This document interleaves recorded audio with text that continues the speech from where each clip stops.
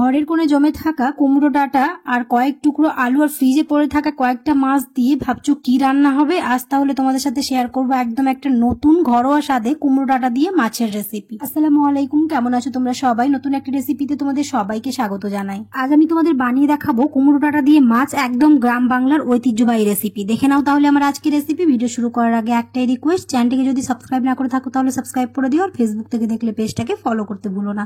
তো এখানে আমি কুমড়ো ডাঁটাগুলোকে ছোট ছোট টুকরো করে কেটে নিয়েছি আর খুব ভালো করে ধুয়ে নিয়েছি। আর নিয়েছি হচ্ছে দুটো আলুগুলোকেও আমি এরকম লম্বা লম্বা ছোট ছোট টুকরো করে কেটে নিয়েছি। চলো তাহলে মূল রেসিপিটা দেখে নিই। এই রেসিপি বানানোর জন্য আমি এখানে কড়াই বসিয়ে দিয়েছি। কড়াই গরম হয়ে গেলে দিয়ে দিলাম হচ্ছে সরষের তেল। এখানে তোমরা যে কোনো ধরনের তেল দিয়ে রান্নাটা করে নিতে পারো। তেলটা যখন আমাদের খুব ভালোভাবে গরম হয়ে যাবে, প্রথমে আমরা মাছগুলোকে ভেজে নেব। আমি এখানে নুন হলুদ দিয়ে মাছগুলোকে ম্যারিনেট করে রেখেছিলাম। এবার এক এক করে মাছগুলো দিয়ে খুব ভালো করে ভেজে নিতে হবে। মাছ ভাজার ক্ষেত্রে অবশ্যই আমাদের খেয়াল রাখতে হবে যেন তেলটা খুব ভালোভাবে গরম হয়ে যায়। আর ফ্রিজে পড়ে থাকা কয়েক টুকরো মাছ দিয়েই এই রেসিপিটা হয়ে যায় আর দুর্দান্ত লাগে খেতে গরম ভাতের সাথে। এখানে আমার মাছগুলো খুব ভালোভাবে ভাজা হয়ে গেছে, তুলে নিয়েছি। ওই তেলের মধ্যে দিয়ে দিলাম হচ্ছে পেঁয়াজ কুচি। আমি এখানে একটা বড় সাইজের পেঁয়াজ নিয়েছিলাম। পেঁয়াজটাকে ব্রাউন কালার করে ভেজে নেব। পেঁয়াজটা যখন ব্রাউন কালার হয়ে যাবে তখন এর মধ্যে অ্যাড করে দেব হচ্ছে পেঁয়াজ বাটা। এখানে পেঁয়াজ বাটা দেওয়ার পরে আবারও খুব ভালো করে মিশিয়ে নিয়ে কিছুক্ষণ এটাকে কষে নিতে হবে, প্রায় 1 মিনিটের মতো। তারপর এর মধ্যে অ্যাড করব হচ্ছে 1 চা চামচ আদা রসুন বাটা। আবারও খুব ভালো করে মিশিয়ে নেব। আর কড়াইয়ে যাতে না লেগে যায় তার জন্য এর মধ্যে অ্যাড করব হচ্ছে একটুখানি জল দিয়ে খুব ভালো করে মশলাটাকে কষে নিতে হবে যতক্ষণ না কাঁচা গন্ধটা চলে যায় আর মশলা থেকে তেল ছেড়ে আসে। অনেক সময় দেখা যায় ফ্রিজে কয়েক টুকরো মাছ পড়ে থাকে, এই নিয়ে ভাবা যায় যে কি দিয়ে রান্না করলে ভালো লাগবে। একবার কুমড়ো ডাঁটা দিয়ে রান্না করে দেখবে, দুর্দান্ত লাগবে। এখানে আমার মশলাটা কষানো হয়ে গেছে। এবার দিয়ে দিব হচ্ছে সব গুঁড়ো মশলা, যেমন 1/2 চা চামচ হলুদ গুঁড়ো, 1/2 চা চামচ লঙ্কা গুঁড়ো, 1/2 চা চামচ জিরা গুঁড়ো, আর দিয়ে দিয়েছি হচ্ছে স্বাদ অনুযায়ী নুন। দিয়ে খুব ভালো করে এবার মিশিয়ে নেব। মিশিয়ে নিয়ে আবারও কিছুক্ষণ মশলাটাকে ভালো করে কষিয়ে নিতে হবে।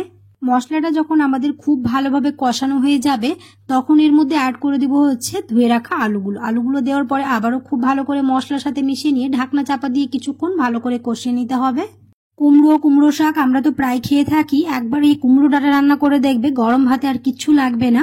খুব ভালো করে মশলার সাথে আলুটাকে এরকম কষিয়ে নিতে হবে। কষানো হয়ে যাবে তখন এর মধ্যে একটুখানি জল অ্যাড করে দেব যাতে আমাদের আলুগুলো নরম হয়ে যায়। এবার ঢাকনা চাপা দিয়ে কিছুক্ষণ রেখে দেব। অনেকেই কুমড়ো ডাঁটা খেতে পছন্দ করে না, ট্রাস্ট মি, একবার এভাবে রান্না করে দেখবে, সবাই চেটেপুটে খাবে। আর গরম ভাতের সাথে কোন পলকে ভাত শেষ হবে তা বুঝতেই পারবে। ঢাকনা চাপা দিয়ে প্রায় 2 মিনিটের মতো রাখবো, এতে আমাদের খুব সুন্দরভাবে আলুগুলো নরম হয়ে যাবে। প্রায় 2 মিনিটের মতো ঢাকনা চাপা দিয়ে রেখেছিলাম। এবার এর মধ্যে অ্যাড করব হচ্ছে ধুয়ে রাখা কুমড়ো ডাঁটাগুলো দেওয়ার পরে আবারও খুব ভালো করে মিশিয়ে নিয়ে ঢাকনা চাপা দিয়ে রেখে দেবো যাতে আমাদের সবগুলো খুব ভালোভাবে সেদ্ধ হয়ে যায়। ভালো করে মিশিয়ে নিয়ে প্রায় 6 থেকে 7 মিনিটের মতো ঢাকনা চাপা দিয়ে রাখতে হবে। একটুখানি বেশি সময় নিয়ে এটা কষে নিতে হবে যাতে আমাদের কুমড়ো ডাঁটাগুলো খুব ভালোভাবে সেদ্ধ হয়ে যায়। তাই মাঝখানে আমি ঢাকনা খুলে আবারও 2-3 বার নাড়াচাড়া করে দেব। আর দিয়ে খুব ভালো করে ঢাকনা চাপা দিয়ে রেখে গ্যাসের ফ্লেমটাকে লো টু মিডিয়ামের মাঝামাঝি করে রাখবো। এতে করে কুমড়ো ডাঁটাগুলো আমাদের খুব ভালোভাবে সেদ্ধ হয়ে যাবে। আর এটা একটুখানি বেশিক্ষণ সময় ধরে করে নিতে হবে যাতে কুমড়ো ডাঁটাগুলো আমাদের খুব ভালোভাবে সেদ্ধ হয়ে যায়। প্রায় 7 থেকে 8 মিনিট ঢাকনা চাপা দিয়ে রেখেছিলাম। আবারও খুব ভালো করে নাড়াচাড়া করে নেব যাতে আমাদের কড়াইয়ে না লেগে যায়। খুব ভালো করে নাড়াচাড়া করে দেওয়ার পরে এবার এর মধ্যে অ্যাড করব হচ্ছে জল। এখানে একটুখানি পরিমাপ করে জলটা দিতে হবে আর যাতে আমাদের খুব ভালোভাবে কুমড়ো ডাঁটাগুলো সেদ্ধ হয়ে যায়। যেহেতু কষানো হয়ে গেছে এবার জল দিয়ে দিলাম। জল দিয়ে ঢাকনা চাপা দিয়ে আবারও প্রায় 7 থেকে 8 মিনিটের জন্য রেখে দেব। এতে কুমড়ো ডাঁটাগুলো আমাদের খুব ভালোভাবে সেদ্ধ হয়ে যাবে।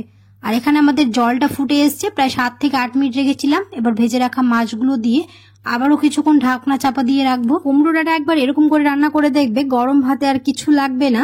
আর আমাদের প্রায় 95% রান্না হয়ে গেছে। আর কিছুক্ষণ ঢাকনা চাপা দিয়ে রেখে দেবো। এতে করে কি হবে, মাছের মধ্যে খুব সুন্দরভাবে আমাদের ঝোল ঢুকে যাবে।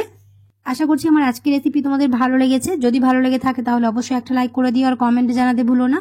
আর সবশেষে নামানোর আগে দিয়ে দিব হচ্ছে ভাজা জিরে গুঁড়ো, দিয়ে কিছুক্ষণ রাখবো। ব্যাস আমাদের রেডি কুমড়ো ডাঁটা দিয়ে মাছের। তোমরা অনেকেই আছো ভিডিও দেখে চলে যাচ্ছ কিন্তু লাইক করো না, অবশ্যই লাইক করে দিও, কারণ তোমাদের একটা লাইক আমার ভিডিওকে অনেক দূরে নিয়ে যাবে। দেখা হবে খুব শীঘ্রই পরে এক নতুন রেসিপিতে। সবাই খুব ভালো থাকবে। আল্লাহ হাফেজ।